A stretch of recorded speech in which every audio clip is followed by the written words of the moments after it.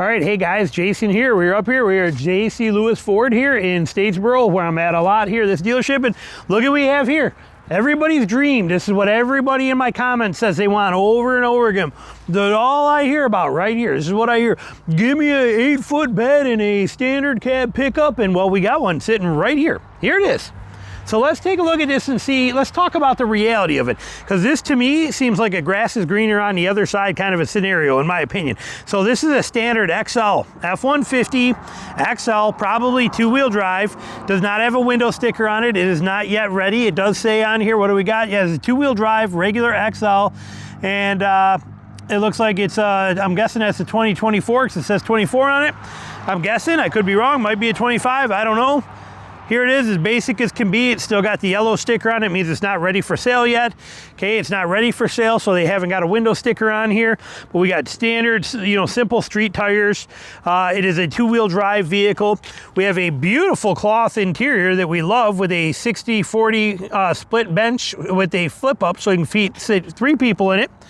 Nice dash layout in it, done well. Column shifter, love that. Simplicity of its own right. Nice big screen in it though, look at that. I mean, they did well. We'll come around to that side. 8-foot bed.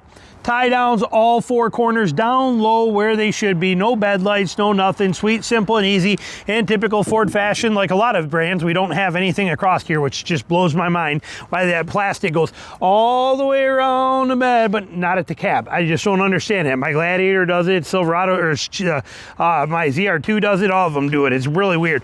But simple tires, simple everything. This one's got a hitch on here, so at least we got a hitch. That's good because it's going to be a work truck. And we got parking sensors.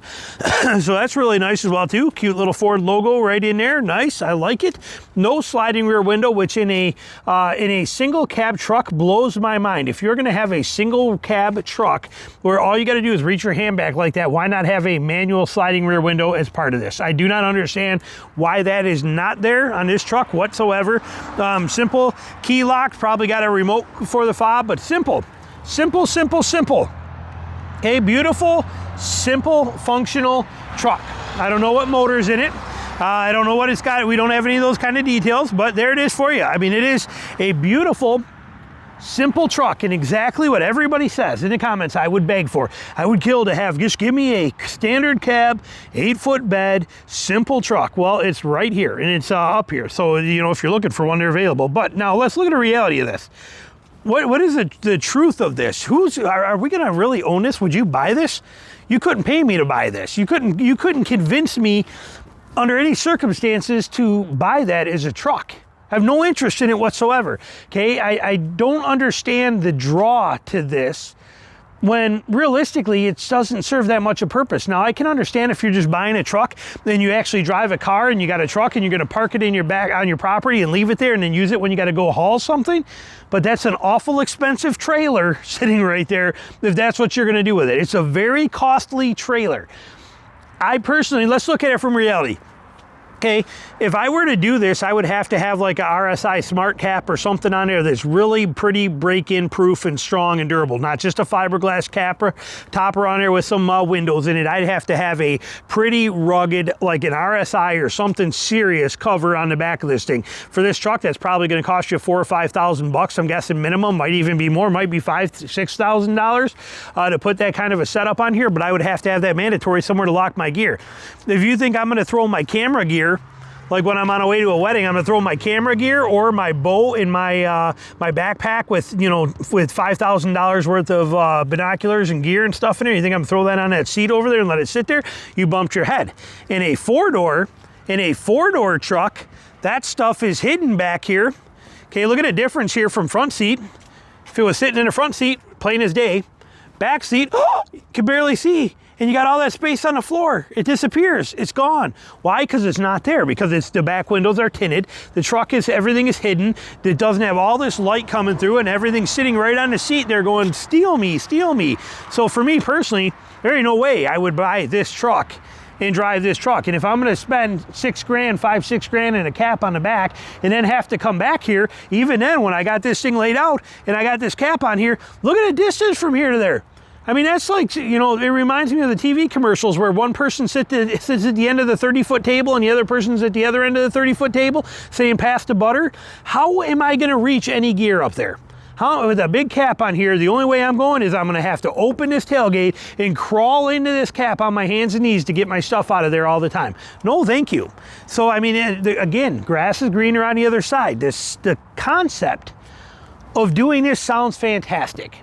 Okay, it does. Oh, it brings back memories. I remember that ideal square box and, you know, a bench seat. My girl would sit right next to me, and as I shift to go, you know, and it came in a fourth, go right between her legs. It's perfect. And I put my hand right on her thigh, and life was good. She'd have her head on my shoulder. Oh, man, I get it. I understand it. I know exactly what you're talking about. Today's world, that's not the reality. There's a reason that these don't sell very much. There's a reason that most truck manufacturers don't even make it. They're 4-door only now. Okay, that's what we're seeing. Even Rangers, my ZR2 Colorado, they 4-door only. Why? Because the reality of this is not there. The same with the 2-wheel drive Bronco and the 2-door and the 2-door Bronco, 2-door Wrangler. Not much difference. Yes, there's a few people that buy them and they are amazing at what they do, but they're just not practical. This truck is far from practical. Again, if you're gonna, and then even if you were gonna, well, I need it to haul stuff. If you're gonna buy it and park it and use it to haul stuff, again, you made a mistake in my opinion. My opinion, you do what you gotta do. Okay, I'm not knocking what you do.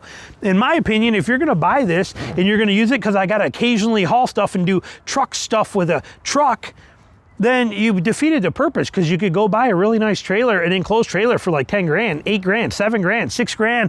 Go buy yourself a nice trailer and go for 2,500 bucks, get yourself an open landscape trailer and haul anything you need to that you could do with this and more. And pull it behind you could even pull it behind this. You could pull it behind anything on this lot. We'll pull it. Even that little Bronco Sport, we'll tow it. Okay, you can do anything you want to, and then you use it when you need to, and you don't have to pay insurance on it. You don't have to have plates on it. You don't have to have registration for it at this level of cost. You don't have to maintain it like that. You don't have to worry about changing oil in it, putting fresh gas in it when you're not using it, everything like that. So for me, this truck that everybody says that they wish would come back, in my opinion, is the furthest thing that I would ever want. You couldn't pay me under any circumstances. I don't care if you lifted this thing 8 inches in the air and put 37s on it and gave it a big old winch on the front. I don't care what you did to it. You couldn't get me to drive this thing anytime. But the romance, the beauty of it, you know, sounds really good. You know, it sounds good. I like that. I understand what people are saying by that and reminiscing about how things once were. And they want to go back to simplicity and reliability, and that I get. Do you think this is any simpler or any more reliable than a 4-door version? I mean, let that sink in. Let that sink in before you answer that. Do you think that the simple 2-door 8-foot bed truck is any more reliable than a 4-door version? It's not. It's the same truck. It's the same motor. It's the same engine. It's the same everything. There's nothing different. Here's white here. This one's even white too. Look it. We got another one right here. We got 2 of them. Right here. Got one, well, that one you're not going to get to see, but here we go. F150, white one right here. Okay, XLT, but I mean, you know, look at the difference. A whole nother door. Yeah, the bed is short. Yeah, the bed is kind of small. It's going to be hard to use this bed the way you could use that 8-foot bed. I get it. Here's an 8-foot bed right here, okay? Or that's a 6.5-foot bed, I'm guessing right there. But you see what I'm talking about is how this bed is small. Yes, understandable. If you need more bed than that, then buy a truck with a bigger bed, but don't give in to that whole thinking you're going to be that super happy with a small single standard cab. I don't think you will. I know I wouldn't. I've been there. I have owned in my life 11 standard cab trucks. Now, most of them were Rangers and S10s and Colorados, you know, even the early Colorados, okay? A lot of them were that kind of a truck. And then I've had 2 F-150s that were single cab like this. Last one being in 93. Now, it actually had the suicide door on the back, so I did at least have that one. The one before did not, but I've had enough of these single cab trucks to know that, and then on the same note, I also had one single cab you know, 2-door Wrangler as well too. So I've been there and I hate them. I hate that all day long. You'll never convince me that that truck has any value in the real world under any circumstances. Now, the exception being if you are using it for your business. Now, if I had a pressure washing company and I didn't want to try to fight trailers through people's tight gates and around their things to get to their back buildings and their pool houses and things like that, this would be fantastic for something like that because of the 8-foot bed. Simple truck, I'm the only one in it, 8 hours a day, 10 hours a day, nobody else is with me. My clipboard sits on that side next to me, and that's the only thing that ever goes in here, except for maybe a 7-Eleven Big Gulp if they still have those or whatever people are drinking today. So that would be there and there, and then this would be my skids and my tanks and my pressure washers and all my stuff would be back here. Now you're talking the right language. Okay, and that's why this is white, and this is what this is intended for, something like that. But as an everyday daily driver for somebody, no thank you, not interested. I would, however, like to know your thoughts, because mine are my opinion, and my opinion is worth exactly the same amount as the paper it's printed on. So understand that. So my opinions are relevant, but I want yours. But I did want to give you my take on the reality of the grass is greener on the other side. How do you feel? What do you think? Let me know. Thanks for watching.